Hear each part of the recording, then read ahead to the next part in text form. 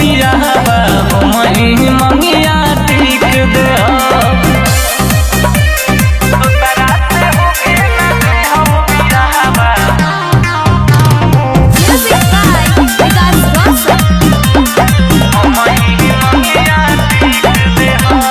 प्यार न बंधाला लोहा के जंजीर में तू ही लिखल बारू हाथ के लकीर में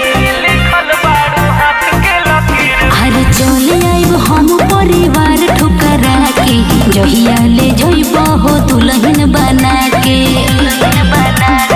जिन जाना बनी है का बाबा में हटी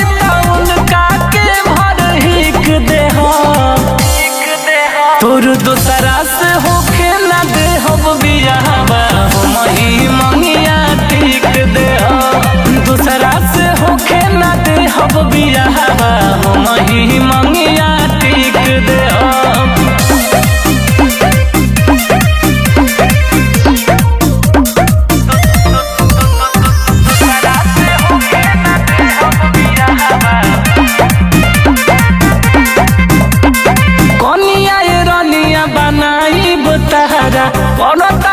विकास मंजित मेहरा ए जान तहरा बिना कैसे जियो हो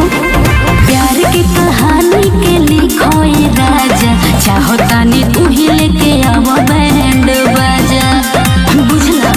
ईट के जवाब पत्थर से देखी हो महू तो सटीक दे हो अच्छा आ तोर दूसरा से होके